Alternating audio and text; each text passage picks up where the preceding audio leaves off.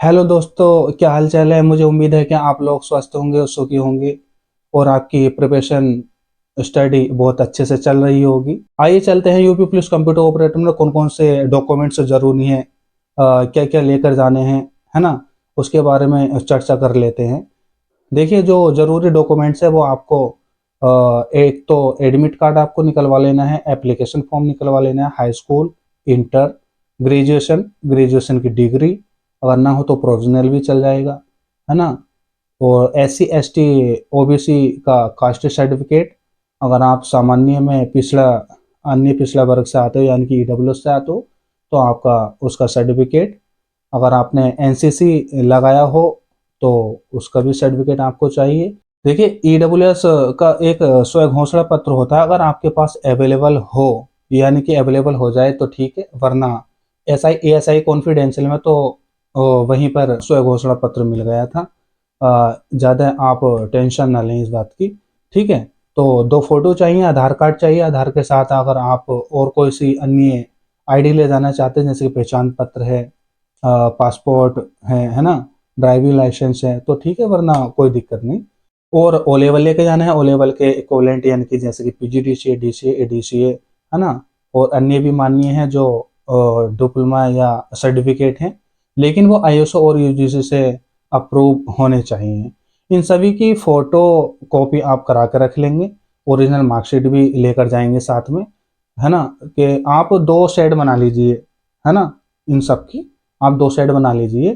दो सेट, एक तो आप ले जाएंगे और एक आपके पास रह जाएगा। देखिए, जब मेरा एसआई कॉन्फिडेंशियल का डीबीएफएसटी 7 जनवरी को हो गया था तो उसमें क्या क्या प्रोसेस रही थी वो आपको डिस्कस करना चाहता हूँ। कि रिजर्व पुलिस लाइन सूरजपुर में मेरा डीबीपीएसटी हुआ था। गेट पर एक स्लिप लगी होती है जब आप गेट पर पहुंचोगे। देखिए, मेरा एएसआई 7 तारीख को उसका डीबीपीएसटी हो गया था। रिजर्व पुलिस लाइन सूरजपुर में मेरा डीबीपीएसटी हुआ था। कंप्यूटर ऑपरेटर में तो पीएसटी है नहीं, डीबी डीबी है ना, तो पीएसटी का उसमें कोई रोल नहीं है। जब आप गेट पर पहुंचोगे तो आपको वहां पर लिस्ट देखने को मिलेंगी, ग्रुप और ग्रुप बी के नाम से, है ना। ग्रुप ए में 50 स्टूडेंट होंगे, ग्रुप बी में भी 50 स्टूडेंट होंगे। इस तरह से मिला के 100 स्टूडेंट आपको मिलेंगे, क्योंकि ऐसा कॉन्फिडेंशियल में तो 100 स्टूडेंट थे पर डे। तो आप अपना उसमें रोल नंबर चेक कर लें अच्छे से, और अपना नाम और अपने फादर का नाम और किस डेट में है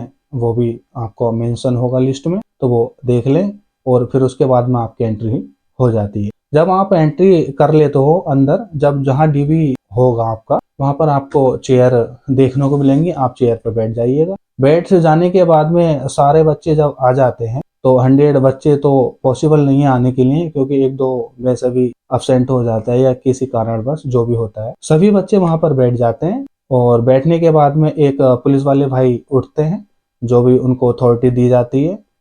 सीरियल वाइज आपको बैठा दिया जाता है। फिर उसके बाद में जिसका भी नंबर पहला होगा वो पहुंचता है वहां पर। वो वहां पर कुछ जरूरी चीजें आपसे पूछते हैं, जैसे कि आपका नाम, फादर का नाम, माता का नाम, कहाँ के रहने वाले हैं या निवासी। तो इस तरह से आपसे छोटी छोटी बातें जो बेसिकली होती हैं वो आपसे मालूम कर ले। फिर उसके बाद में आपके आई बायोमेट्रिक होती है, आपके साइन वगैरह होती है, लेकिन आपको साइन वही करने हैं जो आपने ऑनलाइन करते वक्त आपने किए थे। देखिए, फोटो हो सके तो वही लेकर जाइए जो आपने ऑनलाइन पर लगाए थे। अवेलेबल नहीं है वो फोटो तो आप करेंटली फोटो ले जा सकते हैं।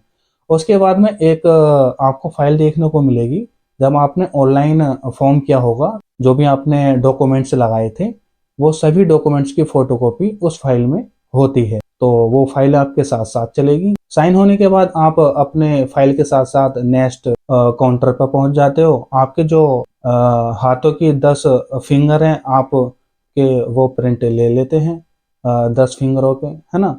उसके बाद में आप अपना डॉक्यूमेंट्स दिखाते हैं नेक्स्ट काउंटर पर, जो अधिकारी वहां बैठे होते हैं। डॉक्यूमेंट्स में आपको हाई स्कूल, इंटर, जो जो भी आप यानी कि वो मालूम करेंगे वो सभी आप लोग को दिखाना है। वो कभी कभार ये भी पूछ लेते हैं, और ऐसा ही कॉन्फिडेंशियल में भी मालूम करा था, यानी कि मुझसे भी मालूम करा था कि पीजीडीसी की फुल फॉर्म क्या है, आपने कहाँ से किया है, जो बेसिक बेसिक चीज़ें होती हैं, और कौन सी सन में किया है, तो और कौन कौन से सब्जेक्ट थे इसमें, वहाँ से निकलने के बाद में आपको नेक्स्ट काउंटर पर भेज दिया जाएगा। वहाँ पर आपकी स्क्रीन दिखाई देगी, वहाँ पर फिट अनफिट या चेंज करने का ऑप्शन भी आता है। अगर आपका किसी कारणवश नाम में कोई मिस्टेक है तो आप एक घोषणा पत्र यानी कि एफिडेविट बनवा कर लेके जाएं, ताकि वहाँ मेंशन कर सको। तो उसके बाद में इस तरह से ये प्रोसेस चलता रहता है। तो ये इस तरह से आपका डॉक्यूमेंट्स वेरिफिकेशन चलता है। फिर उसके बाद में सारे डॉक्यूमेंट्स स्कैन हो जाते हैं, वो पीडीएफ वगैरह में सेव कर लेते हैं। उसके बाद में आपको बैठा दिया जाता है। स्टूडेंट बाय स्टूडेंट इसी तरह से डीबी करा लेते हैं। देखिए डीबी में इतना डरने की कोई बात नहीं है, लेकिन जेन्युइन आपके सर्टिफिकेट यानी कि डिप्लोमा वगैरह होने चाहिए। जिनका फेक है वो तो डरेंगे ही, जिनका फेक नहीं है तो बहुत आराम से नो टेंशन होकर जाएंगे, है ना। तो आप टेंशन लेने की कोई दिक्कत नहीं है। देखिए एक बात बताना और चाहता हूँ कि आप का डीबी 29 और 30 जनवरी को, देखिए अगर आप अपने सेंटर पर सुबह को 9 बजे से पहले 9 बजे तक आप पहुंच पाते हैं तो ठीक है, वरना एक दिन पहले ही आप निकल जाएं अपने घर से। क्योंकि देखिए डीबी है, आपने टाइपिंग कितनी मेहनत से की है, तो जरूरी नहीं है कि आप टाइम पे ही जाओ या टाइम के बाद पहुंचो। देखिए वक्त का कुछ पता नहीं है, वक्त कभी भी बदल सकता है, कोई अनहोनी हो जाए, किसी तरह की कोई दिक्कत हो जाए। तो आपसे यही गुजारिश है कि आप एक दिन पहले या टाइम तक आप पहुंच जाए। ठीक है, फिर मिलते हैं नेक्स्ट वीडियो में। जो भी आपकी क्वेरी या आपको मालूम करना है वो कमेंट्स में आप बता दीजिएगा। ठीक है, तो नेक्स्ट वीडियो में आपको वो बता दिया जाएगा। ओके, खुदा हाफिज।